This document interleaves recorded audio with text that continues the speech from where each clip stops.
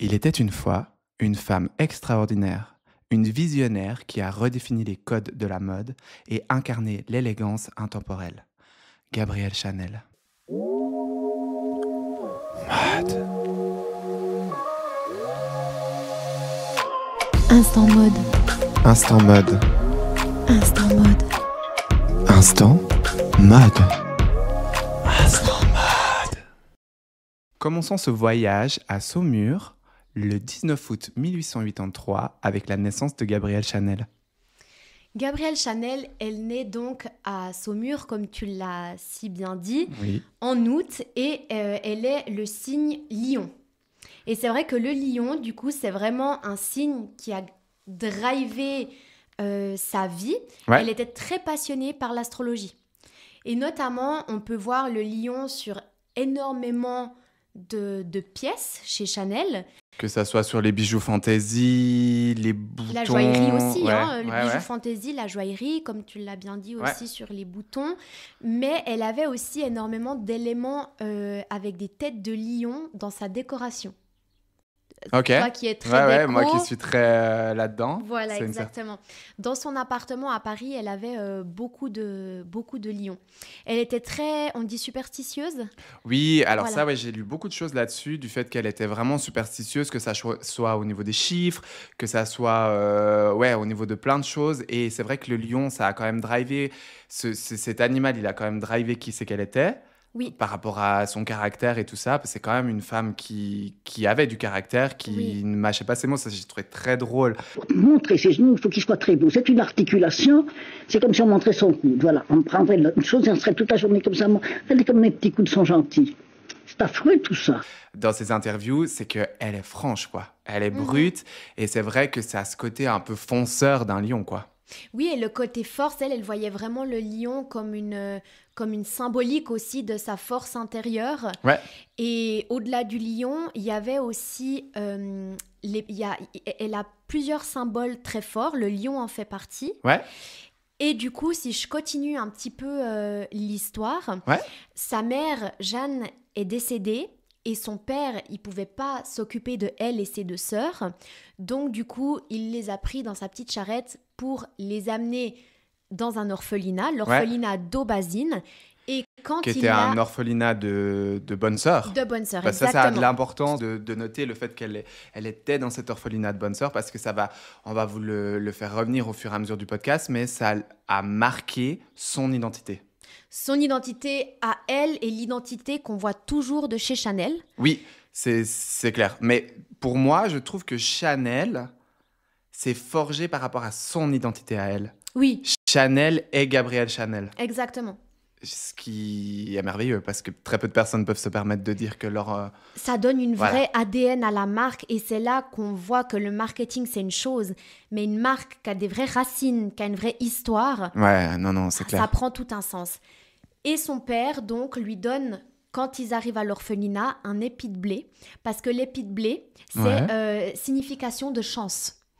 Et Gabrielle Chanel, vous allez voir, ça aussi, c'est quelque chose, quand on va vous raconter un peu l'histoire, où vous allez vous rendre compte que la chance, c'est quelque chose de très important chez elle. Le facteur chance, Le- pour tout le monde, il est méga important. Bon moment, bons endroits. On reviendra dans le chapitre numéro 2. Voilà, vous Mais- allez l'entendre pas mal dans Voilà, le podcast. c'est ça. Mais elle a toujours dit, et ça je trouve que c'est une phrase que moi du coup je l'ai toujours gardée un petit peu au fond de Ouais. moi, c'est que la chance, elle se crée.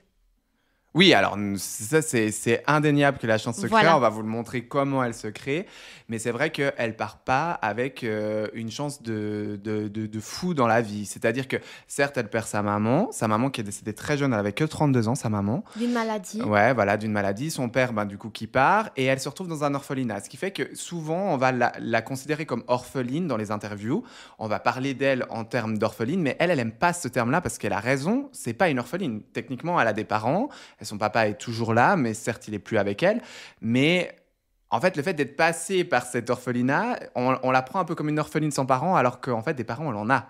Certes Oui. décédés ou partis, mais ils sont là. Mais il y a aussi eu un grand traumatisme parce que du coup, elle était à l'orphelinat avec ses deux sœurs. Ouais.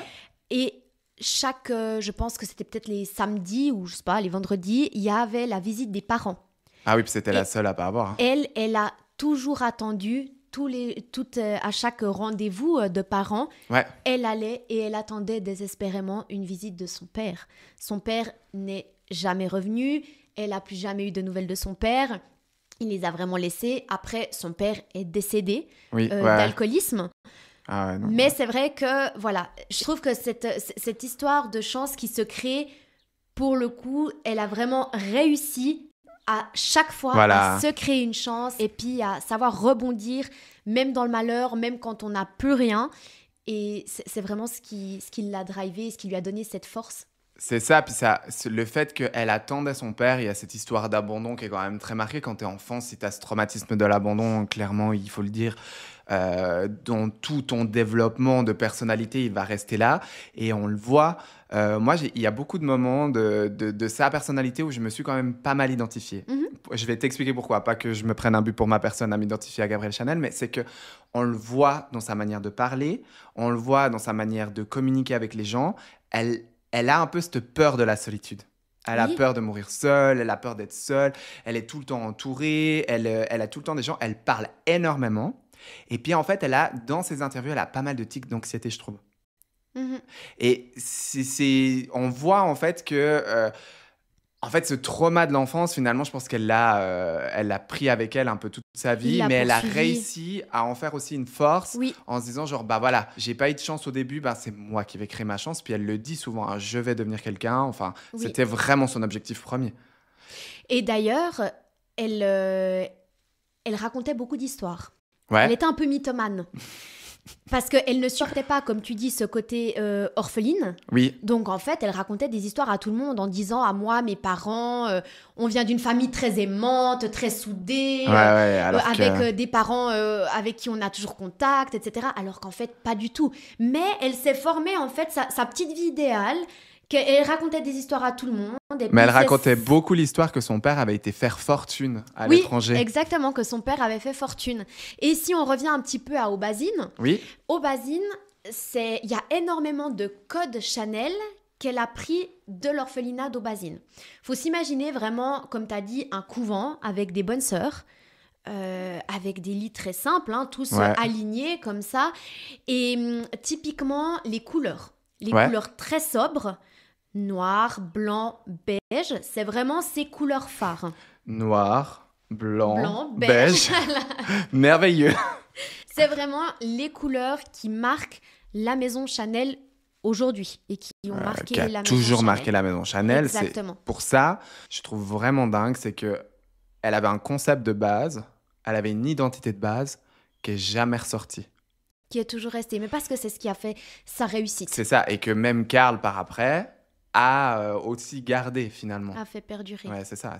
En fait, il y avait une identité qui s'est créée, alors chose que elle l'a fait d'instinct, je pense, c'est une certitude, mais chose que maintenant, une marque actuelle ferait un storytelling, ferait un vision board, une charte graphique, et resterait sur cette charte-là. C'est des années et des années de travail qu'elle, d'instinct, elle l'a fait et elle l'a révolutionné. On vous le dira pourquoi dans un second temps, pourquoi ça a révolutionné le fait d'être en noir et blanc. Mais c'est fou que instinctivement, elle a fait tous des codes qui marchent à l'heure actuelle. Mademoiselle Chanel, 2 premières. Parce que ça veut dire, j'ai mis ça dans ses mains sur ma figure. J'ai vu ça il y a 3 jours dans la rue. Un monsieur qui a flanqué une femme belgique, mais elle l'avait mérité. Je l'ai regardé depuis un moment, je me disais, si elle ne sautait pas, elle va se faire envoyer une bonne claque. Elle l'a reçue. Il arrive que des gens, vous reconnaissant dans la rue, vous parlent? Oui. Beaucoup, beaucoup trop pour mon goût. Vous comprenez, ça me fatigue, ça. Et puis des gens qui viennent me dire bonjour, moi, je ne les connais pas, je ne les ai jamais vus, je suis certaine de ne jamais les avoir vus. Mais il faut faire avec ces polis, comme ça on les connaissait très bien. Je leur serre bien la main. Il y a des gens qui sont avec moi, me disent qui est-ce? J'en sais rien. Comme on n'en savait rien, je leur dis non, j'en sais rien. Mais ils avaient l'air de vous connaître très bien. Si ça leur fait plaisir, moi je veux bien, mais je vous affirme que non. Qui ont pris certes du temps à marcher, Ah oui, alors là, vous Comme verrez, tu c'est l'as pas dit, arrivé du jour au lendemain. On l'expliquera plus tard, mais qui fonctionne. Après, on a aussi toute cette notion du logo, en fait, du double C entrelacé. Qui s'entrelacent, Voilà. ouais. Il y a plusieurs rumeurs à propos de ce logo, mais une des rumeurs, c'est par rapport au catel, en fait, de l'orphelinat. Du couvent, ouais. Du couvent, Ouais. exactement. En fait, il y avait énormément de formes dans ce côté très sobre. Il y avait des vitraux, il y avait justement ce sol. C'était de la très sobriété joli. de l'époque, Voilà. finalement. Et elle a repris un petit peu tous des codes comme ça. Je pourrais parler aussi des ceintures des bonnes sœurs. Avec les cordons, Avec les les cordes. cordons enfin, nous, on les connaît pour un truc un peu plus présent. On les connaît, je sais pas, sans être dans une vision religieuse ou pas, hein. Moi, j'étais servant de messe à l'époque. Ok. Et j'avais ces cordons, tu sais, si je fais une petite intermède perso, j'avais ces cordons de servant de messe là, donc vraiment qui s'apparentent aux cordons des bonnes sœurs et tout ça, donc ça a toute une dimension religieuse et autres qu'on va pas rentrer en détail. Tu voulais dire qu'elle s'est inspirée pour toutes ces... Pour faire déjà ces ceintures Ouais. qu'on retrouve et aussi le cordon des sacs. Les Ah, chaînes ouais, avec tout à fait. le cuir entrelacé à l'intérieur, c'est complètement inspiré. De ce côté un peu ce cordon. religieux, ouais. Exactement. Puis du coup, je disais, j'étais servant de messe, puis j'avais ces cordons et je jouais tout le temps avec le cordon. Et je m'étais fait engueuler par celle qui s'occupait des servants de messe parce qu'elle a dit un jour je vais t'étrangler avec ce cordon parce que j'arrêtais pas Mais de c'est jouer avec. violent, hein. Ouais, mais encore maintenant, C'est violent. j'en rigole parce qu'elle était incroyablement drôle. Mais c'est vrai que voilà, cette petite Ahmed. Donc ouais, c'est vrai qu'elle s'est beaucoup inspirée. Mais après, est-ce que volontairement elle a voulu, parce que ça, j'ouvre une question qui n'aura pas de réponse, hein, mais est-ce qu'elle a volontairement voulu s'inspirer du couvent ou c'est en fait sans se rendre compte toutes ces inspirations étaient ancrées dans son enfance et elle les a retranscrites d'une manière différente? Je pense C'est le plutôt mythe. que ça serait là-dessus. C'est le mythe. Après, Voilà. après Je suis pas sûr qu'elle ait eu envie de reprendre son passé pour le mettre dedans. Après, ça... on sait pas. Moi, je suis une grande rêveuse. Ouais, alors, vas-y, Et moi rêve. qui m'attache à ce côté très Symbole. culturel, Ouais. très symbole, j'aime m'attacher à ça. Et du coup, je reste dans cette optique. Alors moi, je suis très pragmatique. Je pense qu'elle en avait aucune idée et que nous, maintenant, on cherche des significations et qu'on arrive à en trouver. Mais voilà, c'est ça qui est cool avec nous, c'est qu'on a une divergence qui est légère, hein, là, qu'on Oui. s'entende. Hein. Mais il y a 2 versions possibles. Je pense qu'à chaque version, on a chacun la nôtre. Oui. Non, mais ça, c'est sûr. Et elle apprend du coup la couture. Elle apprend la couture Donc là-bas. c'est là Donc, qu'elle a ses premières bases parce voilà. que c'était un petit peu à l'époque, il faut dire, c'était la place de la femme n'était pas comme actuellement et je pense que c'était tu veux réussir dans la vie, il te faut un mari, il te faut être une bonne femme au foyer, il Voilà. faut savoir Femme coudre et de maison. faut savoir cuisiner. Donc le mal dans un bien, ça lui a donné cette skill dans sa vie qui va pouvoir lui faire Des miracles. cette maison quoi. Et donc, après ça, elle décide parce que son rêve à elle, avec une de ses sœurs en Ouais. particulier. Parce qu'elle en c'était avait 2. Hein. Elle en avait 2. Ouais. C'était de partir à Paris pour justement faire de la couture. Comme tu as dit, c'était un skill qu'elle a appris et c'était un peu une des seules choses qu'elle savait faire finalement. Parce que les métiers de femmes, parce qu'il y Ouais. avait des métiers de femmes à l'époque, Oui. c'était couturière ou alors c'était peut-être marchande ou des choses comme ça. Elle s'est dit, je veux faire de la couture, je pars à Paris. Je vais devenir quelqu'un. Je vais devenir quelqu'un. Elle, ça a toujours été son rêve. Elle avait cette rage de devenir quelqu'un, d'être quelqu'un dans la société. Oui, et elle a tout fait pour essayer de devenir cette personne en partant à Paris. Gabrielle Chanel arrive en 1905 à Paris, non pas pour faire de la couture, mais pour chanter. En fait, Gabrielle Chanel commence en fait sa carrière, on peut dire, à Paris, je ne sais pas si on peut utiliser le mot carrière, en chanson, ce qui lui a valu le surnom de Coco. Mademoiselle Coco Chanel, du fait qu'elle chantait cette fameuse chanson qui a vu Coco avec les Qui a bons- vu Coco? Qui a vu Coco avec les bons termes de l'époque. Et ce que je trouve intéressant avec le fait qu'elle commence avec la chanson, c'est qu'on voit qu'en fait, elle arrive à Paris. Je pense qu'elle savait en soi qu'elle n'allait pas pouvoir imposer son style et tout ça dès le début. Donc, elle est partie un petit peu sur, OK, comment je vais pouvoir un peu faire évoluer ma vie ou rencontrer les bonnes personnes. Et en fait, elle va chanter dans un cabaret, je crois que c'est le terme exact. Oui, un bar, un cabaret, Voilà. où c'est qu'il y avait une scène libre où les gens pouvaient faire toutes sortes de présentations. Et où surtout, et ça c'est ce qui était très très malin de sa part, il y avait du beau monde. Elle a visé en fait la haute société. Elle a pas vu que, je pense que vu qu'elle voulait clairement pas être chanteuse, à mon avis, elle s'est dit il faut rencontrer les bonnes personnes.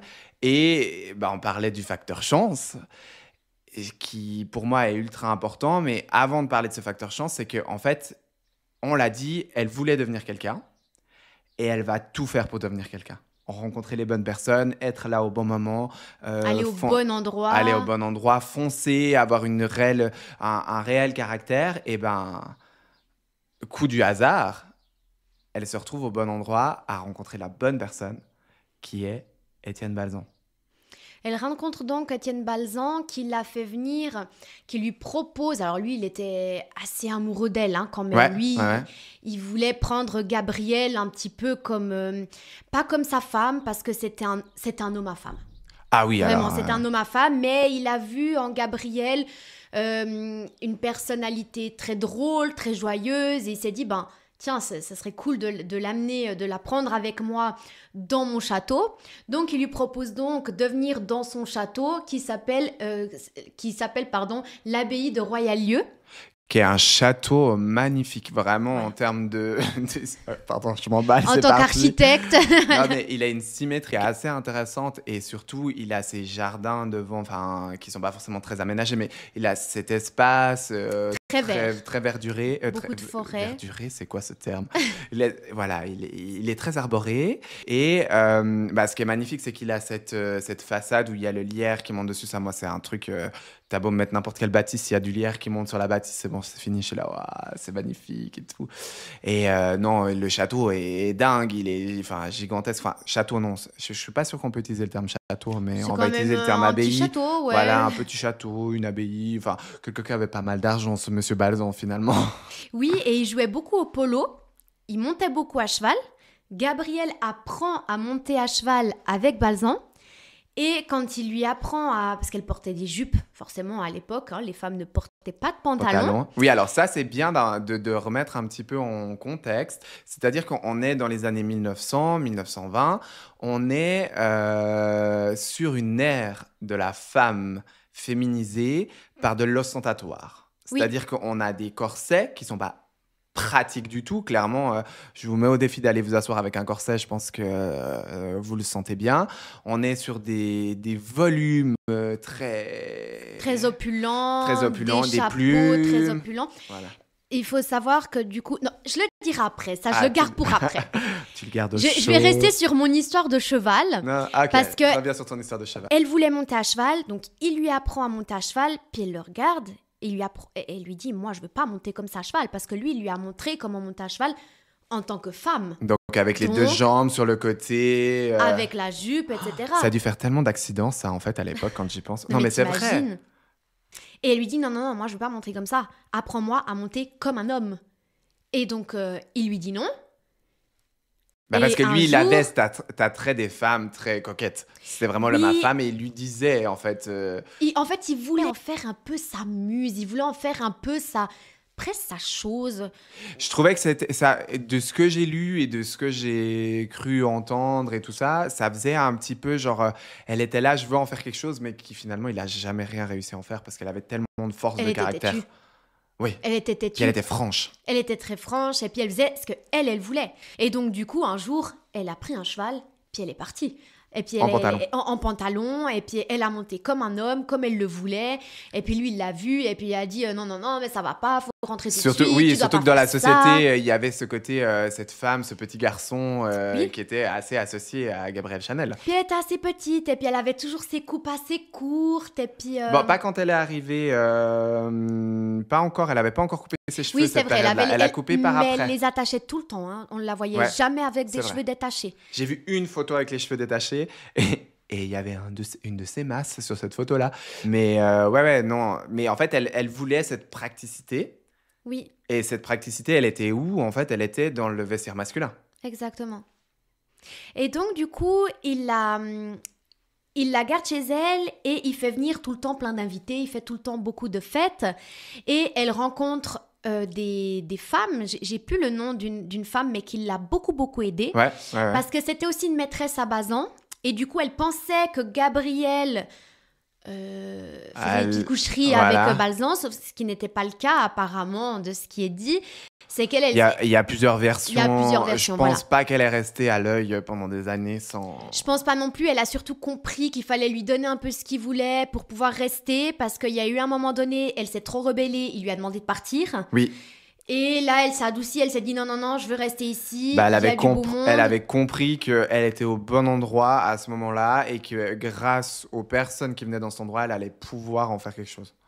Très vite, cette jeune femme qui la prend un peu sous son aile, elle lui donne beaucoup de conseils, puis elle lui dit « Mais ton chapeau, il est magnifique, je veux le même. » Et là, cette femme, elle commence vraiment à lui poser... C'était une actrice, sauf erreur. C'est surtout pour ça qu'il y a eu de la visibilité. J'ai plus son nom comme ça en tête. C'est pas grave, son nom n'a pas forcément d'importance. Elle jouait au théâtre. Voilà, oui. Mais actrice, à l'époque, c'était ça. Hein. Oui, voilà. C'était des actrices de théâtre. Et c'est cette visibilité-là, finalement, qui la lance sans la lancer, mais la lance un petit peu, finalement. En fait, les femmes, à l'époque, la quantité de choses qu'elles avaient sur leur chapeau... Montrait son argent. Et du coup, Gabrielle, elle était vraiment aux antipodes de ça. Donc, elle lui a fait son chapeau. Et au début, les gens se moquaient d'elle. Et puis, petit à petit, waouh, mais ton chapeau, il est magnifique. Il vient d'où? Et elle a commencé, en fait, à faire des chapeaux pour toutes les amies, de Étienne. Oui. Et donc, un jour, il y a Arthur Capel qui vient au château, à l'abbaye de Balzan. Ouais. Et donc, Gabrielle rencontre Arthur, qui de son surnom est Boy Capel. Oui, parce qu'en fait, j'ai toujours lu Boy, j'étais sur le mot Boy, et je t'entends dire Arthur Capel, et je disais, putain, elle parle de qui? De qui on parle? C'est bon, donc de Boy, surnommé de Boy. Voilà, exactement, mais qui s'appelait Arthur. Et donc, coup de foudre. Et là, Boy lui dit « Pars avec moi », sauf qu'elle décide de rester parce qu'elle voulait vraiment ce côté indépendante. Finalement, c'était très important pour elle, cette indépendance, malgré le fait que, vu qu'on là on parle en fait de tous ces hommes dans sa vie, parce que c'est quand même un chapitre qui est hyper marqué dans son histoire, elle dit bien plus tard, hein, mais je fais un petit saut dans le temps, ce qui est intéressant, elle dit lors d'un interview, une femme qui n'a pas d'homme, qui n'est pas aimée... Alors attention, hein, je ne suis pas au millimètre près de sa on parle de ce que Gabrielle a dit. Voilà, on parle de ce qu'elle a dit, de ce que je me souviens. Donc une femme qui n'est pas aimée, qui n'a pas d'homme, est une femme nulle. Jeune, vieille, mère, amante, tout ce que vous voudrez, une femme qui n'est pas aimée est une femme perdue. Elle rêvait de se marier, d'avoir des enfants. Il y avait ces dictats de la société actuelle, mais après, moi, je ne peux que me relater à ça. Dictat ou pas dictat, cette envie de se marier peut être très fort. Oui, et c'était une femme qui était en quête d'amour. Elle était vraiment contre la solitude. Exactement, qui luttait contre ça. Et un jour, il vient vers elle, ce fameux Boy, et il lui dit « Écoute, je vais partir et je vais me marier. » Parce qu'en fait, Arthur, il était déjà sur le point de se marier. Il était fiancé. Et à l'époque, c'était tous ces mariages... arrangé de business, et lui c'était lui il était dans l'industrie, mais je pense que c'est ce qui a fait que elle a jamais pu se marier, c'est le fait que elle venait de rien, elle avait quand même son passé qui était quand même légèrement connu, et en étant de la haute, te marier avec une personne de cette société beaucoup plus basse, c'était juste pas possible par rapport à son passé. C'était pas possible parce que je pense que sinon, il était très amoureux de Chanel. Il aurait pu peut-être ne pas se marier avec sa future femme et puis rester avec Gabriel. Mais elle voulait être indépendante. Donc je pense que c'est d'un mal pour un bien, ça lui a donné ce qu'il fallait. Ouais, peut-être qu'elle aurait pas été... de l'argent. Voilà. Et donc, du coup, il part, il se marie, il fait sa vie et il continue à entretenir... cette relation. Une relation. Exactement. Et donc, du coup, il lui propose un financement pour ouvrir sa première boutique à Paris, au 21 rue Cambon. On est donc en 1910 avec cette première boutique et 2 ans plus tard, elle y voit un peu une opportunité financière. Je vais appeler ça comme ça parce que je ne sais pas trop comment l'appeler différemment. Donc, Deauville qui était... la ville balnéaire, la destination vacances des riches de l'époque. Et elle a fait son premier test, entre guillemets, avec ses chapeaux, parce que c'était la compétence qu'elle avait le plus, c'était le pourquoi elle s'est fait connaître. Puis je pense qu'elle a dû voir que au niveau de ses clientes, l'engouement allait au-delà de ses chapeaux. Elle allait sur l'engouement de cette simplicité, de cette praticité, de cette fluidité, parce que elle, jamais Gabrielle à l'époque n'avait fait de corset, de corsage ou de choses. La femme devait se sentir. Au contraire, elle les enlevait. Voilà, c'est Elle, ça. elle les enlevait. On lui mettait un corset, elle l'enlevait. C'est ça. Qu'est-ce qu'il y a de plus difficile dans votre métier? Permettre aux femmes de bouger aisément, ne pas se sentir déguisées, ne pas changer d'attitude, de manière d'être selon la robe dans laquelle on les a fourrées, c'est très difficile. Et ça, comme on dit, je crois que c'est le don que je possède. Enfin, si tant est que ce soit un don, je crois que je l'ai. Donc, je pense que il y a un double jeu là-dessus qui était très malin, c'est qu'en allant à Deauville dans la destination de vacances, quand tu es en vacances, finalement, tu as envie de te sentir libre, d'être légère, surtout quand tu es dans une destination un peu balnéaire. Et les tenues de Gabrielle Chanel tapaient en plein dedans, en plein dans le mille. Et ça, je trouve que c'était un coup marketing, j'utilise le terme marketing, mais à l'époque, on n'utilisait pas ce terme-là, qui était très, très malin et j'espère très réfléchi de sa part. C'est aussi à Deauville qu'elle a fait ses premiers défilés sur les espèces de petits chemins au bord de mer, comme ça, là. Enfin, d'océan. Deauville, Biarritz, c'est océan, je crois. Ouais, j'ai pas fait mes cours de géographie avant de venir ici. non, mais c'est océan, je crois. Mais c'est là où elle a fait ses premiers défilés. Et ce qui était déjà très avant-garde pour l'époque, parce qu'il les montrait sur des personnages de cire à l'époque, surtout. Les vêtements. Mais je parle pas forcément pour Gabrielle Chanel, je parle de manière générale. Et elle voulait en fait que ça soit vivant et simple. C'est très important pour elle, ça aussi. Ça, c'est une chose, que le vêtement bouge, qu'il soit en mouvement, qu'il danse avec la silhouette. C'est très important. Et Chanel, la maison Chanel a refait un défilé sur ces fameuses marches, je vais appeler ça des marches, à Deauville, que je rêve d'aller visiter. J'ai pas encore eu l'occasion d'y aller, mais j'aimerais vraiment les voir. Bon, très jolie région de France. Oui, vraiment. D'après ce que j'ai vu. Et du coup, il y a toujours la boutique Chanel.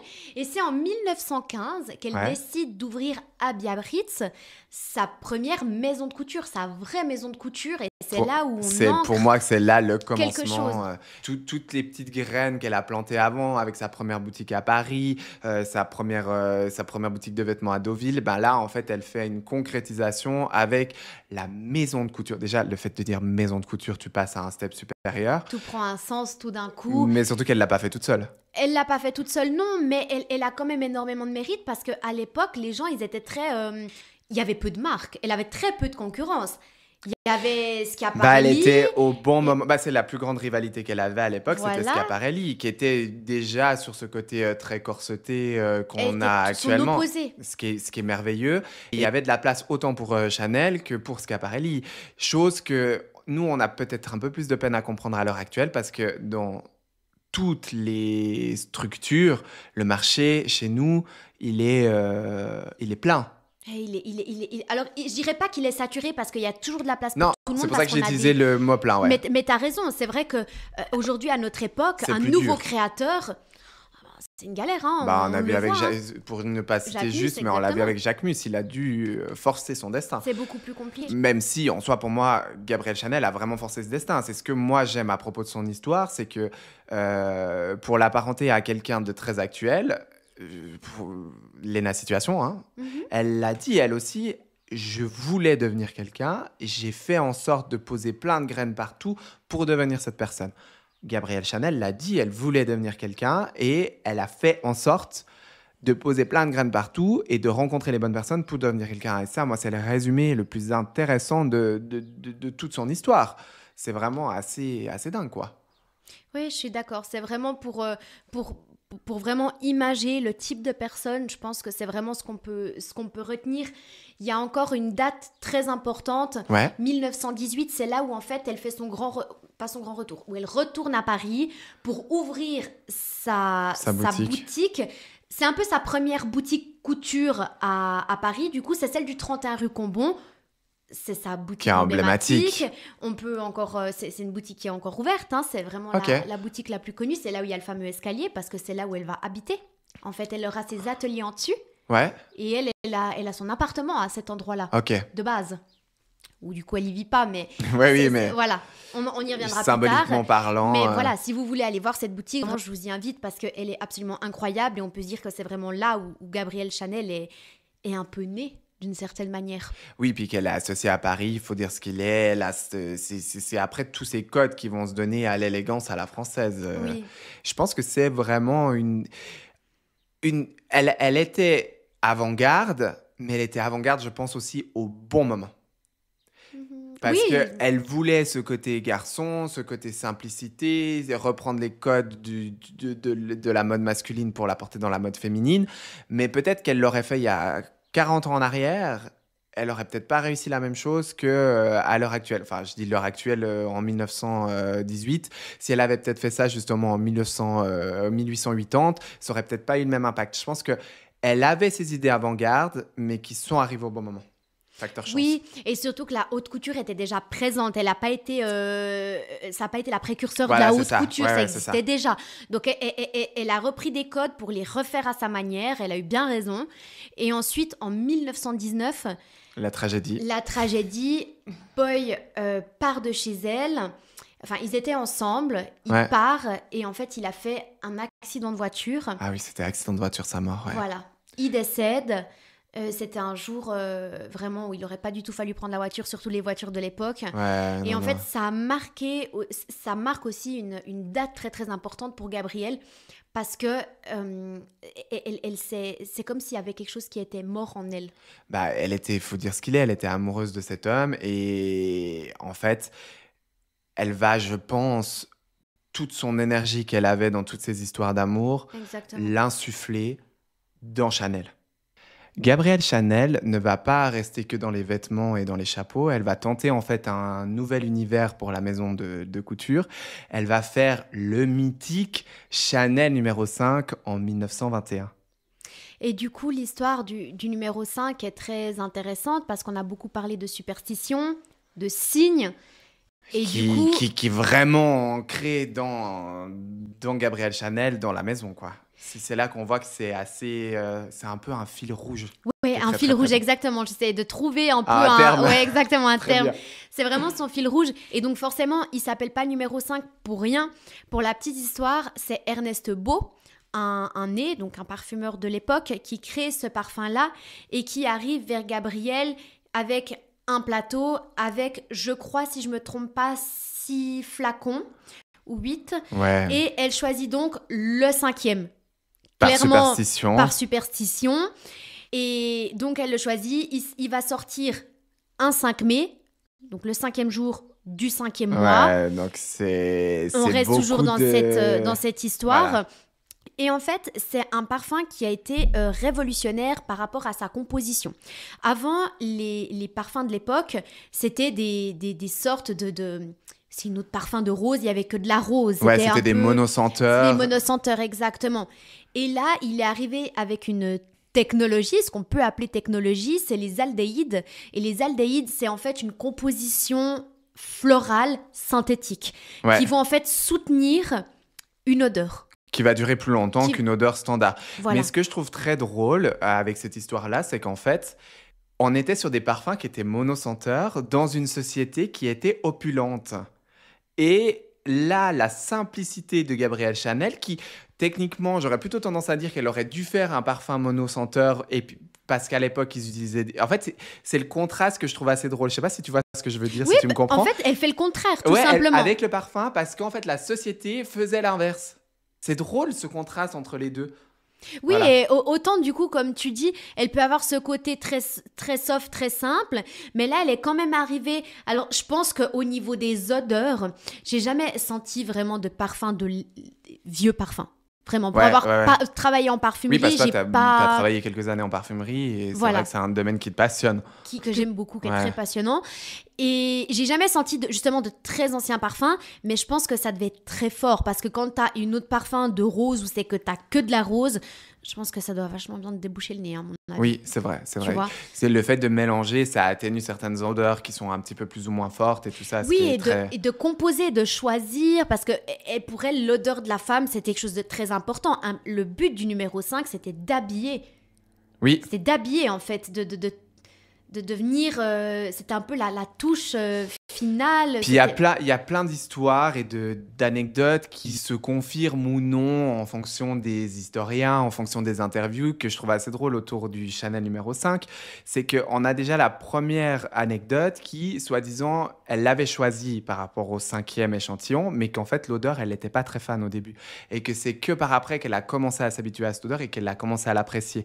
Mais il y a plein d'odeurs un petit peu comme ça. Il y a une petite anecdote, j'ai vu d'une ancienne employée en interview qui disait que quand Gabrielle arrivait dans les ateliers, ils avaient peur quand même parce que c'était une perfectionniste qui demandait quasi systématiquement de refaire les modèles.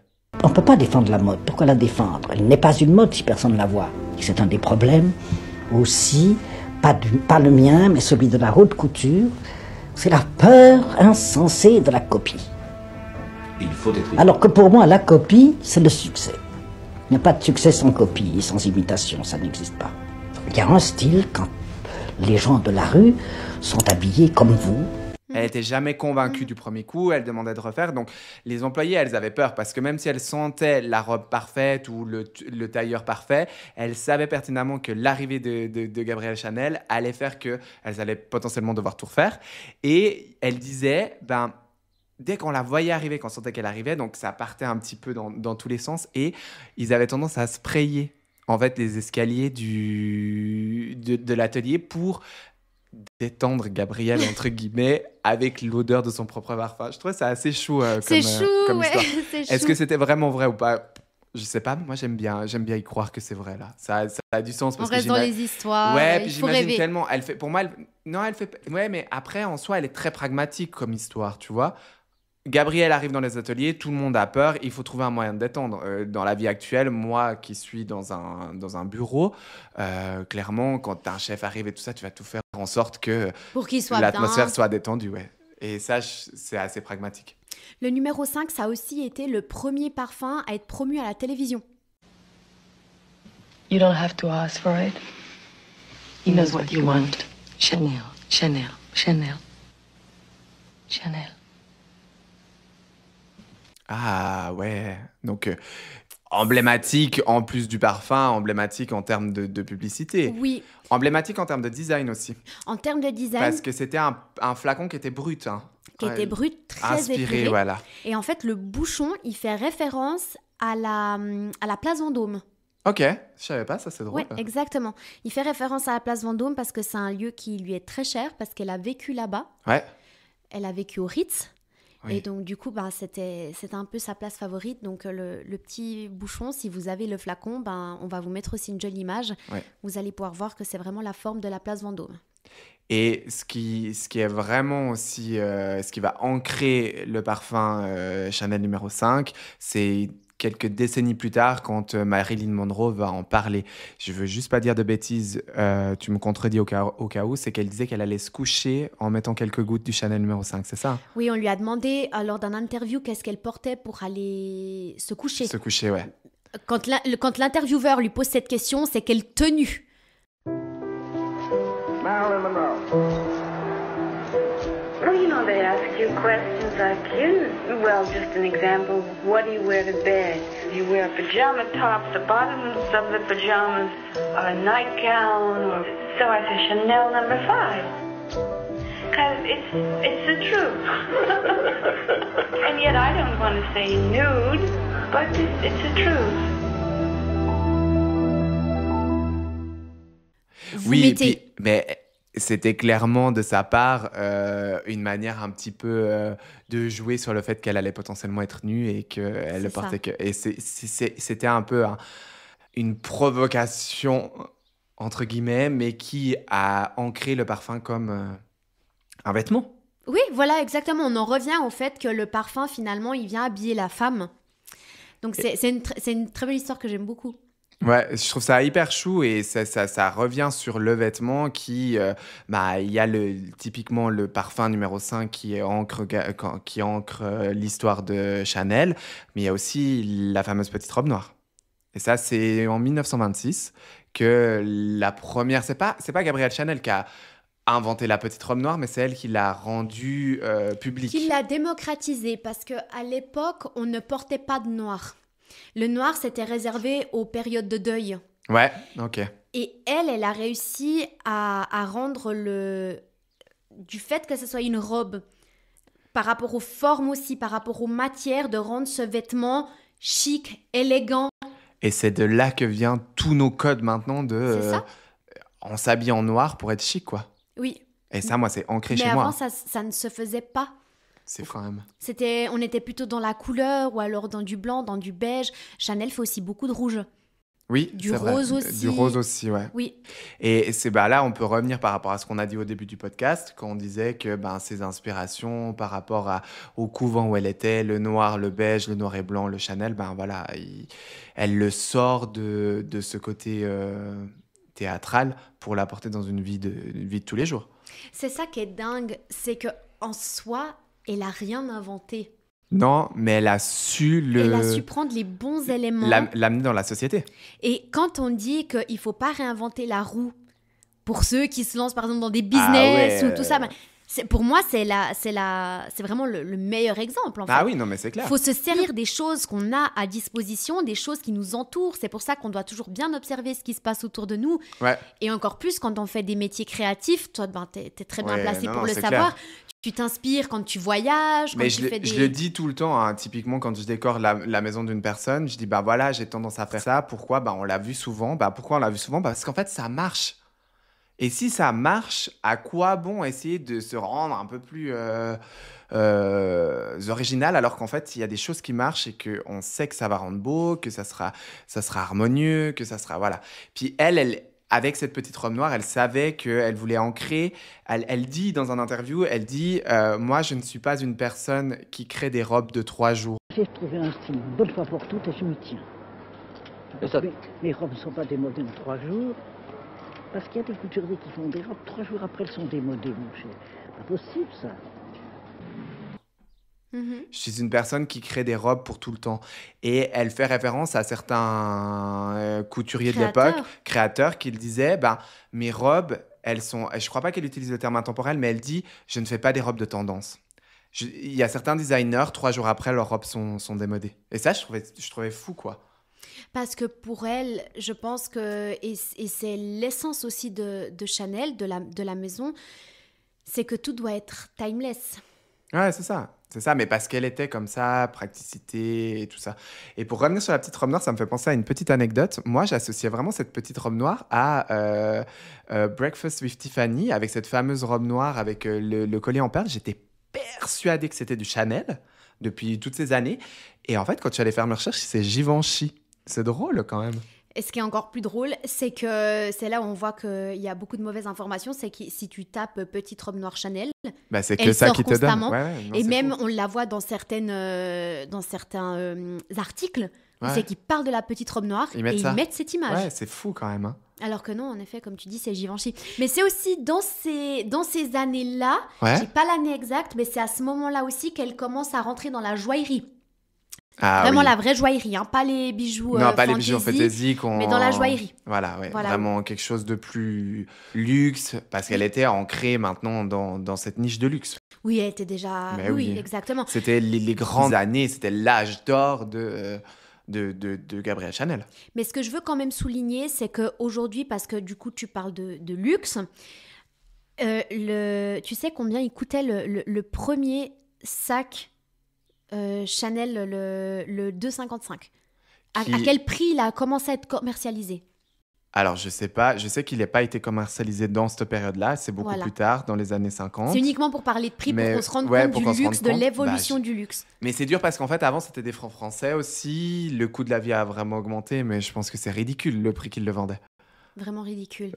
On était en dessous de 200 francs. 200 francs suisses actuels. Oui, par rapport à la... Ouais, par rapport exactement. Ouais. Mais ce qui était quand même finalement assez cher pour l'époque. Assez cher pour l'époque, mais quand on voit qu'aujourd'hui, le sac, quand on va l'acheter, on le paye 10 000 francs.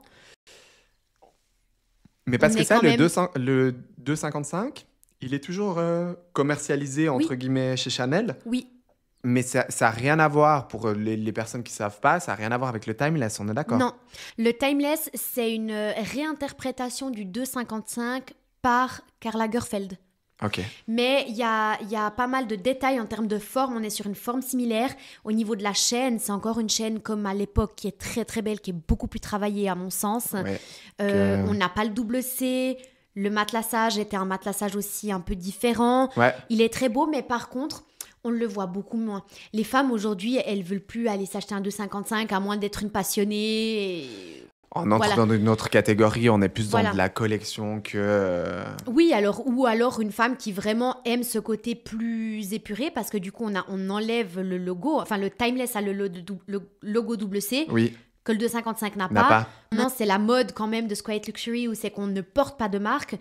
Donc peut-être mais quand même, qu'avec ça, le double il peut C un Chanel, peu... pour moi, le double C Chanel rentre dans une quiet luxury parce que ça reste quand même quelque chose de très simpliste et très minimaliste. Oui, mais C'est pas moi, un je logo préfère le comme 2,55. c'est pas... Ouais, ok. Ouais. Mais voilà, pour moi, il reste dans quelque chose de très épuré, le timeless quand même. Oui, bien sûr. Mais ça, c'est dans les années 50 où on en reviendra un petit peu après, le retour d'après-guerre. Parce que là, maintenant, ce qu'il faut qu'on sache, c'est que cet âge d'or qu'on parle, on est jusqu'aux années 1939. Et après 1939, c'est là que les choses vont changer. Période moins glorieuse pour Chanel, Deuxième Guerre mondiale. Chanel ferme ses boutiques, littéralement, pendant cette période-là, ce qui est pas anodin pour une maison de couture. Mais par contre, ce qui reste en place, c'est la vente du Chanel numéro 5. Et je trouve ça assez fou quand même que... En fait, on l'a comme produit iconique de la maison Chanel, mais finalement, c'est pas pour rien, parce que c'est le seul produit qui a perduré malgré la fermeture des boutiques durant cette période-là, qui était une période clairement pas facile. Il y avait plein d'histoires autour de Gabrielle, notamment quelques accusations. Oui, c'est vrai que j'ai pas tellement le pourquoi du comment, enfin pourquoi ils ont décidé du coup de laisser le parfum. Ouais. Ça serait intéressant de savoir pourquoi, mais là comme ça j'ai pas pêché l'information. Ouais. Mais pour elle, la mode n'avait pas sa place dans un monde en guerre. Ok. C'est vraiment la raison pour laquelle elle a décidé de fermer ses boutiques. Elle a aussi licencié tous ses employés. Donc ça, c'est aussi une Ce qui a décision... dû avoir une répercussion violente. énorme. Hein. Oui. Ouais. Encore plus dans un domaine, dans le domaine du luxe, d'avoir, tu sais, cette confiance et la patte de tes couturières, tu sais, c'est vraiment, tu prends pas à n'importe qui, quoi, tu vois, parce qu'elles font partie de l'essence. Ouais, voilà, c'est ça. Puis je pense que ça faisait des années qu'elle bossait. Donc on sait, toi et moi, à quel point c'est compliqué d'engager quelqu'un, de lui faire confiance, qu'il ait les codes, que ça se passe bien dans l'entreprise et tout ça. Enfin, c'est quand même particulier. Donc c'est qu'il y avait vraiment une vraie raison qui était nécessaire, tu vois. Mais à contrario, je trouve que sa décision ouais. lui a vraiment fait prendre une place et du coup, elle a pris un parti politique, du coup, quand même, en décidant d'arrêter son activité, tu vois. Mais je pense qu'il devait avoir sur le fait qu'il y a quand même une des grosses accusations qui se sont faites cette période-là. On a beaucoup parlé de ses amants. Là, elle était en relation avec un officier allemand. Avec Hans. Hans. C'est pas comme le nom de... dans La Reine des Neiges, là... Je l'ai pas regardé, La Reine des Neiges, non. Je crois que Elsa, tu sais, en fait, si tu veux, c'était un peu... Ça peut avoir un rapport avec le podcast. Hein. Attention, tu vas comprendre d'où je viens. On parlait, tu sais, de la place des hommes, de l'importance de la femme, tout ça, nanana. Et puis, ce qui est drôle dans La Reine... Non, mais je reviens pas que je fais un truc sur La Reine... Tu vas m'en vouloir. La Reine des Neiges avec Chanel. Mais en fait, si tu veux, elle tombe amoureuse, puis elle va se marier alors qu'ils se sont vus pendant 5 minutes, tu vois. Et puis, il s'appelle Hans, je crois, si je dis pas de bêtises. Voilà, c'était juste ça qui s'est passé dans ma tête l'espace de 10 secondes. Ouais, donc elle était en relation, elle avait une relation de quel type, je ne sais pas, avec ce fameux officier. C'était clairement une relation amoureuse. Et ça lui a valu beaucoup de problèmes. Et c'est surtout que, en fait, à cause ou grâce au fait qu'elle ait cette relation, elle a vraiment pu garder son rythme de vie très luxueux, notamment en vivant au Ritz. Elle a réussi à garder pendant la sa période de guerre, elle chambre. vivait au Ritz Exactement. déjà. Ah ouais. Et elle vivait au Ritz par rapport au fait qu'elle ne supportait pas être seule. Elle aurait eu les moyens de se payer une énorme maison. Elle ne serait pas forcément allée. Elle y serait jamais allée. Elle avait son appartement, mais elle ne vivait pas dedans. Son appartement, à l'heure actuelle, c'est devenu un musée, mais qui n'est pas public. Ah, j'allais dire, parce que si c'était public, ça m'aurait trop intéressé d'aller voir. C'est pas public, il est vraiment gardé pour la maison Chanel. Il est vraiment intact, c'est ça que je trouve incroyable. Dingue. Il est vraiment intact, on peut trouver des photos. En tout cas, moi, j'avais vu des photos quand j'avais fait On essaiera mon de les cours trouver pour les culturel, mettre. Donc, si on vous les ce montre serait pas, bien. c'est qu'on les a pas trouvés. Et puis sinon... Mais donc, elle avait un appartement, mais elle ne supportait tellement pas la solitude qu'elle a décidé de partir vivre au Ritz pour pouvoir avoir, en fait, les femmes de maison, pour pouvoir avoir quelqu'un avec Ouais, qui... puis pour moi, c'est trop lié à ce côté, comme je disais au début, que j'avais l'impression de me relater facilement avec elle, avec ce côté angoisse. En fait, quand t'es seule, tu t'imagines tellement de scénarios sur ce qui peut t'arriver, sur ce qui peut... Et c'est vrai que, puis là, en plus, cette période, il y a eu toutes les accusations en termes de collaboration avec cette guerre qui était en place avec les soldats Allemands. allemands.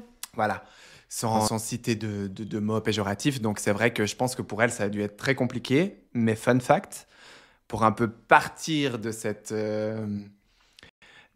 comment on appelle Cette ça ? ambiance pesante. Ouais, de Paris, elle va s'exiler En Suisse. à Lausanne. Je crois que c'est à Je Lausanne. pense que c'était à Lausanne. Ouais, je crois que c'est à Lausanne. Parce qu'elle adorait la Suisse, le côté tranquillité, le côté très vert, le côté nature. Bon, le Et côté surtout- très vert à Lausanne. Bon, peut-être qu'en 1920, finalement... Oui, Non, là, on était en 39. Attention, quand on met les... puis dans tous les cas, hein, la Suisse, c'est très vert. Oui, non, mais c'est clair. C'est clair. Et donc, elle part là-bas. Je pense que c'est plus ou moins à cette période-là où c'est qu'elle a... Je sais que sur ça, on a deux dimensions histoires un petit vas-y. peu différentes. Mais de ce que j'ai appris, c'est qu'elle avait 2 chiens parce qu'elle adorait les animaux. Ouais. Elle avait 2 dogs allemands, un soleil et un lune, qui ont eu une portée qu'elle appelait la constellation, Ah oui. vu qu'elle était fan. Ouais, de tout ce la qui est... Elle devait être quand constellation. même très spirituelle, mais ça, Ah je trouve oui. que on le voit pas trop dans les reportages. Tu vois, toute cette spiritualité qu'on a autour d'elle. On le voit par rapport à ses superstitions, on le voit par rapport à... Mais c'est vrai que le côté spirituel, je l'ai pas énormément vu. Parce que du fait qu'elle soit très franche, Oui, je la vois pas perchée en mode spirituel. Pas que la spiritualité soit un truc de perché, tu vois, mais parce que moi, je suis le premier à faire ce genre de choses. Typiquement, je fais de l'hypnose sans parole. Enfin, bref, autre sujet, mais ouais, c'est drôle comme nom parce que toi, tu as cette histoire avec les 2 chiens. Puis moi, j'ai vu passer, il y a une fameuse photo très connue d'elle où elle est avec son autre chien, mais je sais pas si c'est avant ou après ces 2 chiens. oui. Et moi, j'ai ri quand j'ai lu qu'en fait, il s'appelait Gigot. Je me suis dit, mais elle est géniale, cette nana. Mais c'est Appeler hyper son chien chou. Gigot, c'est drôle. Mais c'est ça qui est dingue, c'est qu'en fait, tu vois qu'elle... elle est très spontanée comme personne, tu vois. Moi, personnellement, quand j'ai pris mon chien pour lui donner un nom, la réflexion, quoi, il a fallu... Elle m'en a parlé pendant 1000 ans, elle a fait 1000 tests. Mais c'est ça, alors que elle prend un chien, c'est lune, soleil, gigot, la constellation, tu vois. Enfin, et en fait, ça rentre du coup dans son histoire, et puis ça rend la chose fun, ça Ouais, non, c'est clair. C'est ça clair. imprègne. Non, mais c'est le truc, c'est que il y avait vraiment toute cette atmosphère négative. Elle est partie s'exiler en Suisse, et puis on s'est dit, à l'époque, le peuple s'est dit, est-ce que ça serait pas la fin de Chanel? On va parler maintenant du grand retour de Gabrielle Chanel en 1954 à l'âge de 71 ans, donc c'est déjà un âge mûr pour une femme dans ce milieu. C'est presque 10 ans après la guerre, finalement, après le chapitre qu'on a parlé avant. Hein.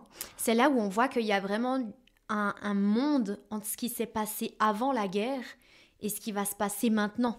Oui, ouais, c'est vrai. Il y a quand même énormément de temps qui se sont écoulés. Ce qui est énorme, 10 ans. Ce qui est énorme, mais il y a aussi 10 ans les plus idées la guerre. et toutes les mœurs qui ont changé finalement. Parce que maintenant, on est sur une époque où les femmes peuvent porter des pantalons. Ouais, où elle Par n'est pas, elle est pas avant-garde par rapport à ce qui se fait maintenant. Elle est dans l'air du temps, finalement. Elle est dans l'air du temps, exactement. C'est vraiment une des premières personnes à avoir fait le pantalon pour femmes. Ouais. Ça, c'est très important à De le noter, souligner. ouais. Parce qu'avant, on se promenait avec un pantalon. Pareil pour les cheveux courts, on l'a dit. Elle s'est coupé les cheveux, elle en a eu ras-le-bol. Puis ça en a fait une identité incroyable, vraiment. Et là, surtout aussi, ce que je repère quand j'ai fait mes recherches, c'est qu'on a beaucoup d'informations sur son enfance, on a les débuts, après on a toute une phase un peu perdue où elle n'était pas médiatisée, et après on a eu énormément d'interviews à partir des années 50, justement. Après, c'était aussi le début du visuel. Oui, avant, c'est vrai qu'il y en avait pas énormément, t'as raison. Et on n'avait peut-être pas... Ouais, la télé, je sais plus trop comment ça a apparu. Non, on va oui, pas commencer voilà, à rentrer non, dans non. des dates comme ça. Mais c'est vrai que je pense que là, on rentre vraiment dans quelque chose où même la mode est médiatisée. Avant, la mode, elle n'était pas médiatisée. C'était uniquement un vêtement, tu portes un vêtement, voilà, fini, terminé. Comme les défilés, comme toutes ces choses-là. Et puis, c'est vrai que je pense que Gabrielle, elle a eu une forte histoire durant son enfance et sur les bases qui ont fondé son identité. Ouais. Mais après, pour moi, Gabrielle s'est complètement éteinte pour laisser briller sa maison de couture. Ouais, donc pour en fait, laisser on a son bébé moins en avant, d'informations ouais. sur Ouais, elle, non, forcément. c'est clair. Et puis, et c'est pas une personne qui va se mettre en avant parce que finalement, bien que ça soit une grande pipelette, Ouais. elle est quand même très timide. Ouais, mais c'est les C'était une angoissés. grande hein. timide. Ouais, non, vraiment. Mais c'est fou parce que ce qui montre clairement aussi sa timidité, c'est le fait que pendant ses défilés, elle est quand même, tu vois, sur ses marches un peu derrière à attendre, à regarder. Peut-être que je vais un peu vite en besogne, on pourra en reparler après, mais c'est des visuels. Quand on voit les photos d'elle, tu vois quand même qu'elle est, malgré le fait qu'elle ne supportait pas d'être toute seule et qu'elle était très sociale, tu voyais un peu cette timidité. Puis, en fait, je pense qu'aussi son physique frêle fait qu'on a cette impression-là. Beaucoup. Chanel, pouvez-vous nous dire ce que sera la mode cette année? Non, Pourquoi? Vous ne savez pas. parce que je ne le sais pas. Et puis que si je le savais, je ne vous le dirais pas. Mais dites possible que vous ne sachiez pas, c'est dans 3 semaines que vous présentez votre... Oui, mais dans 3 semaines, on peut faire beaucoup de choses, y compris changer de la mode. Vous comprenez? Parce que ça va très très vite, et que c'est impossible. D'abord, je ne finis jamais aucune robe, donc je ne peux pas savoir ce que ça donnera. Il est fini pas, je les vois jusqu'à la dernière minute, je travaille dessus, parce que la mode, c'est une chose très comme ça. Vous savez ça. Oui, et en fait, j'ai entendu dire que par rapport aux standards de beauté de l'époque, Ouais. Gabrielle Chanel n'était pas considérée comme une belle femme. Bah non, parce qu'elle avait pas de forme. Elle n'avait pas de forme, elle était très blanche de peau, très très claire de peau. Elle était... Non, mais alors les très très clairs de peau, justement, ça pour l'histoire, ce qui est drôle, c'est que à l'époque, c'est vrai que c'était pas forcément bien vu d'avoir la peau bronzée, c'était mieux d'être clair Oui. pour signe de richesse et tout ça. Puis le fait qu'elle allait faire, tu sais, ces voyages avec Boy à l'époque, où elle allait sur Cannes ou Biarritz et tout ça, c'est un peu elle. Il y a des petites histoires qui disent que c'est un peu elle qui a réintégré le bronzage comme quelque chose de tendance. Oui, Et ça, je trouvais dingue quand j'ai appris ça. et la première ligne de cosmétiques Ouais, de chez Chanel, elle a été faite très tôt. Hein. ouais, Ben, ok. ça a été des produits solaires. Tu vois, c'est drôle. Mais quand je veux dire, par là, elle était très claire de peau, elle était très claire, presque transparente. Et puis, on voyait beaucoup ses marques, elle était très marquée, d'autant plus que c'était une très grande fumeuse. Ah, ouais. C'était une très grande fumeuse. Et puis, elle avait vraiment ses cheveux. Avant, on avait les femmes qui étaient tout le temps très bien coiffées, très tirées, très disciplinées. Elle, ils étaient Elle, pas comme tu l'as disciplinés, ses dit, hein, cheveux, ouais, ouais. vraiment, voilà. Mais en fait, ce que j'aime beaucoup, c'est qu'en fait, c'est ce modèle de femme que, attention, j'ai aucun jugement sur Non, ouais. ce qui se passe à l'heure actuelle, mais en fait, elle a vraiment su mettre la lumière là où il fallait la mettre pour pouvoir grandir et Ouais. exploser. Non, Parce non, que des c'est fois, on dingue. a tendance à se dire, en fait, en mettant la lumière sur moi, et un exemple très concret pour moi qui prend exactement ce chemin à l'heure actuelle, Ouais. c'est Victoria Beckham.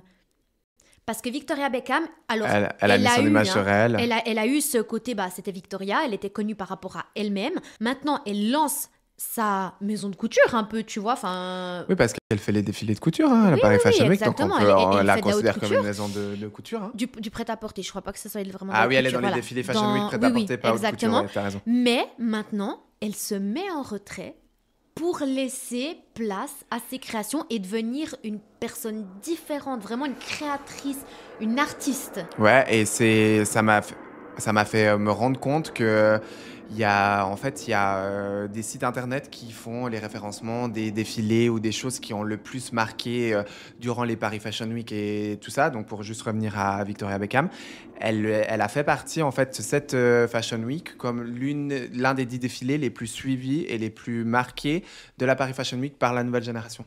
Donc en fait, elle est en train de s'ancrer encore plus qu'avant. C'est assez fou ça. C'est fou parce que par rapport à son histoire et par rapport, il y a eu quand même beaucoup de polémiques. Hein. C'est quand même une personne qui a, et encore plus dernièrement, avec le film, la série avec son mari. Oui. Elle a eu ça a été un bad buzz hein, pour elle. Oui et non, ça l'a rendu... Non, alors pour en avoir discuté avec des personnes qui ne sont pas comme nous, on a cette image de Victoria. Moi, c'est pas Victoria des Spice Girls que j'aime. Moi, c'est Victoria avec son mari. C'est Victoria ultra léchée, ultra classe et tout ça, un glaçon. Et en fait, c'est vrai que ce reportage, en fait, ça l'a un peu sorti de cette image-là. Puis ça l'a un peu fait passer un peu pour une, je dirais pas bobette, mais pas loin. Mais parce que moi, ça m'a enlevé cette image que j'avais de Victoria, que j'aime trop. Mais beaucoup de gens qui ne suivaient pas du tout Victoria, qui voyaient juste que c'était la femme de, et puis ça s'arrêtait là, ils se sont attachés à cette personne-là parce qu'ils l'ont rendue un petit peu plus... un peu plus soft. Accessible. Donc, je pense pas que ça soit un bad buzz. De notre point de vue, oui, parce que ça lui enlève cette image glaciale, mais ça a permis à remettre son nom dans les people actuels pour après petit peu dérouler pour la nouvelle génération. Je pense qu'il y a un peu une petite phase comme ça. Mais... c'est vrai que du coup, l'histoire, enfin le côté un petit peu chemin qu'elle prend me fait penser justement un petit peu à Gabrielle. C'est qu'elle arrive vraiment, elle a cette capacité et cette volonté de s'effacer pour laisser place à autre chose. Ouais. Mais dans cette, si on revient un petit peu à l'histoire, on a aussi toute cette rivalité avec Christian Dior. Qui était jeune créateur à l'époque. Exactement. Ouais, c'est vrai que on était dans quand même des codes de Chanel, mais avec un grand retour à nouveau du cintrage, du corset, Il a remis le corset, clairement. Voilà, c'est ça. Lui, il a voulu remettre en avant ce côté femme opulente, les grandes robes. Avec, moi, je vois tout à fait un de ces looks, tu sais... blazer cintré avec un léger côté structuré basse et la grande jupe mi-mollet ultra large très signée Christian Dior. Moi vraiment j'aime beaucoup, mais c'est vrai qu'à cette époque du coup les femmes voulaient du confort, elles voulaient s'enlever de toutes ces contraintes et puis repartir sur des vêtements pratiques, jolis, simples, qu'on peut porter ce que Chanel quand. faisait et ce qu'elle faisait de mieux. Ce qu'elle a remis en fait en avant. Puis je pense que c'est un peu cette rivalité l'a remis peut-être dans les médias, dans le goût du jour. Oui. Elle a remis en fait finalement le fait que les gens parlent de toi, ça te remet un petit peu dans la course. Elle a sûrement dû réussir à bien surfer là-dessus. Ça a carrément été jusqu'aux États-unis. Voilà, oui, ça, elle est partie là-bas. Ouais, elle est partie, ouais, c'est ça. Elle est partie plusieurs fois, je pense. Et je crois qu'elle est vraiment partie vivre là-bas. Ah, elle était partie Il me vivre semble là-bas. qu'elle est vraiment partie vivre là-bas pendant un petit moment pour pouvoir justement essayer d'attraper ce côté international. Ouais. Elle a cartonné et après elle est revenue. Mais les Français, ils redoutaient un peu ce retour. Bah, c'est ça, en fait, le retour c'est une petite anecdote finalement qui est assez fou, c'est que le retour de Gabrielle Chanel dans les défilés et tout ça a fait qu'elle a été beaucoup critiquée par rapport à son âge et le fait que en soi elle avait été morte dans le game à un moment et puis qu'elle essayait de revenir et puis que c'était vu un peu comme quelque chose de gênant finalement et contrairement aux Américains qui ne la connaissaient peut-être pas autant que les Français, bah, ils ont eu un réel coup de cœur pour cette marque, notamment Madame Kennedy, qui, elle, a relancé la carrière. C'était un truc de fou. Elle a porté, pour parler typiquement d'un look emblématique, je crois que c'est une sortie d'avion qu'elle avait ce look, petit tailleur en tweed rose, avec le petit chapeau en tweed rose, qui était juste magnifique. Il y a eu ça, il y a eu, comme on a parlé, l'histoire de Marilyn Monroe. Oui. C'était dans ces années-là. Donc, les Américains ont clairement remis dans la course Gabrielle Chanel et a ancré la maison de couture Gabrielle Chanel sur une marque internationale. Il y a eu aussi une histoire où c'est que je crois que c'était Air France Ah, mais je cherchais le moment de placer cette histoire. Ouais, vas-y, oui, c'était Air France. C'était Air France qui voulait justement refaire les costumes des hôtesses. Oui. Et donc, du coup, c'était la place, elle se jouait entre Dior et Chanel. Mais elle s'est retirée.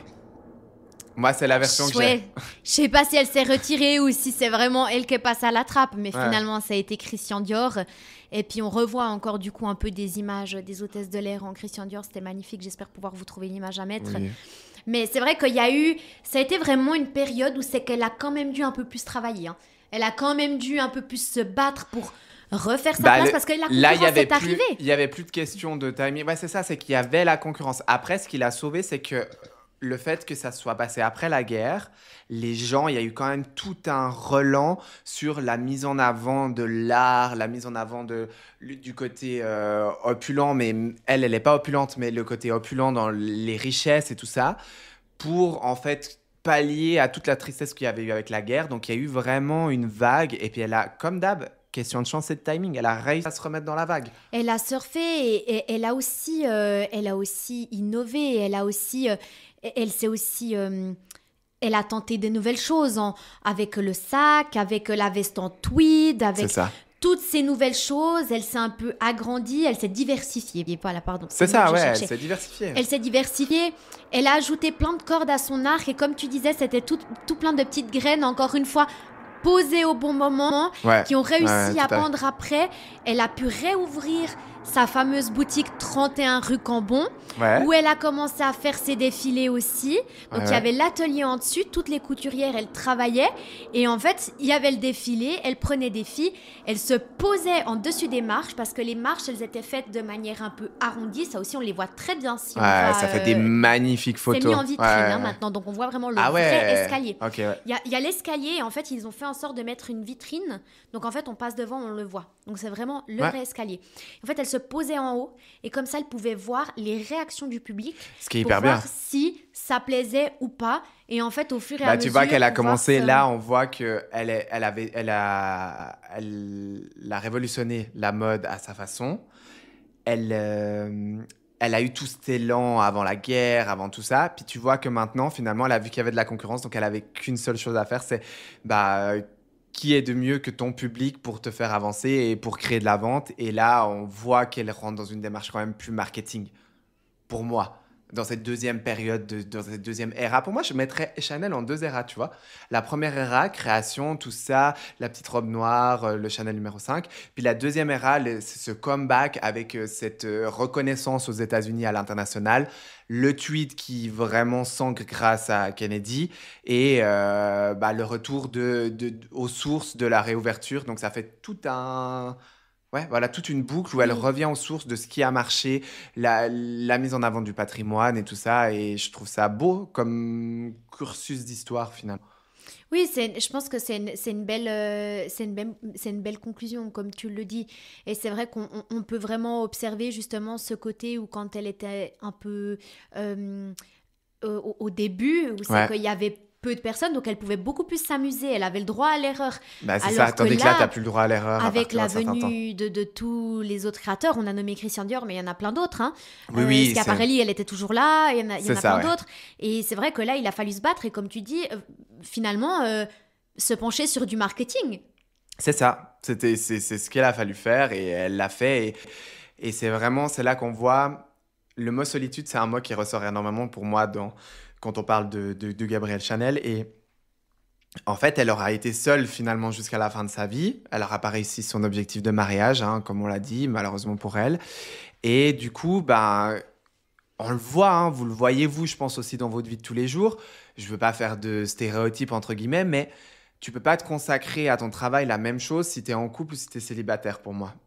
Il y a un moment, il y a des priorités qui font que il te faut du temps pour gérer là, elle n'en avait pas. Donc, en fait, elle a travaillé jusqu'à la fin de sa vie.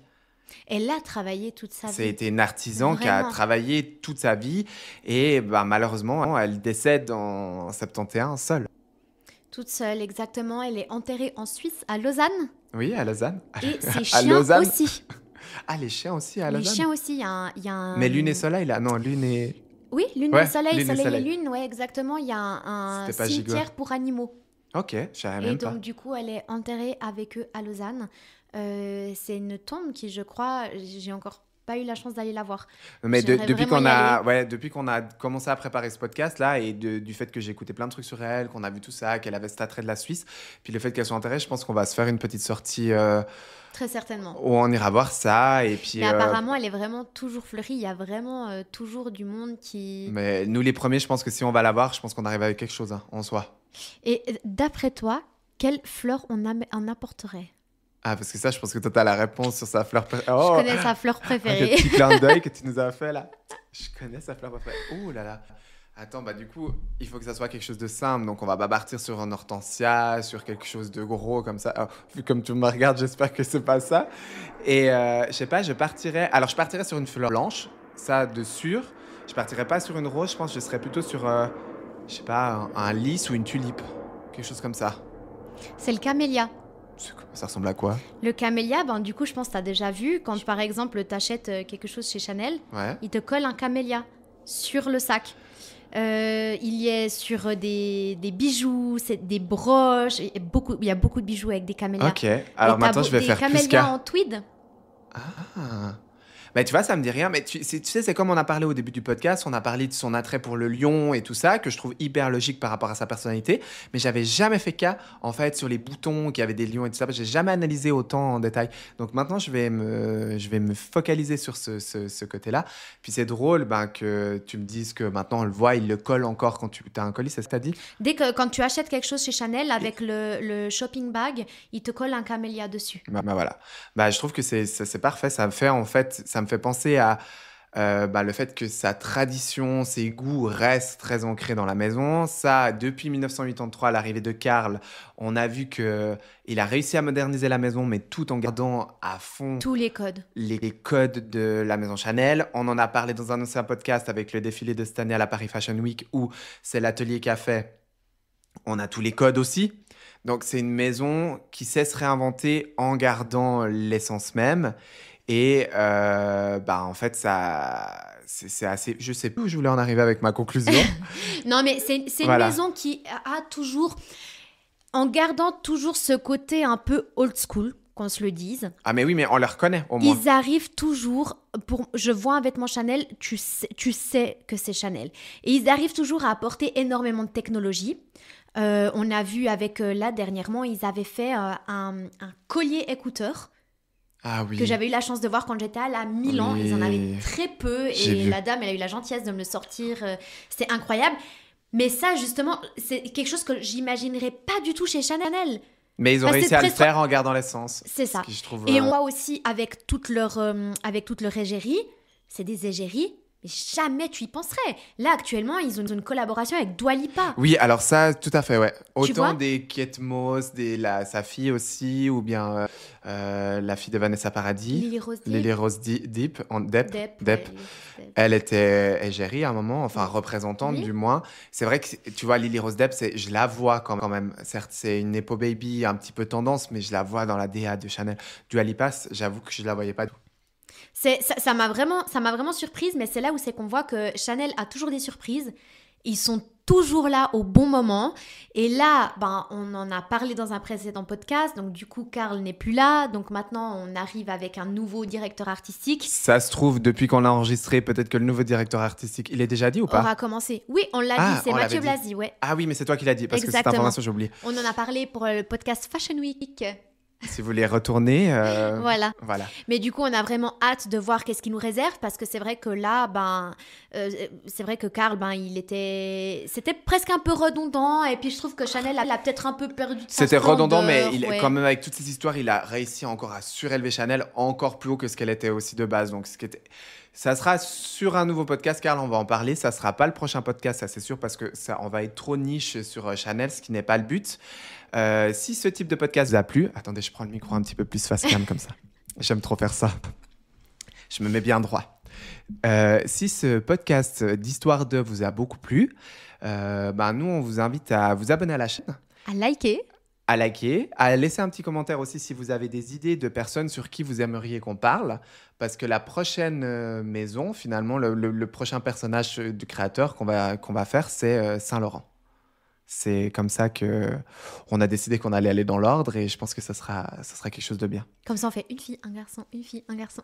On s'est pas dit qu'on fasse ça. Même nous, pas des contraintes où on n'en a pas. On se réjouit. Mode.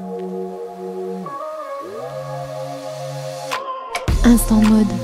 Instant mode. Instant mode. Instant mode.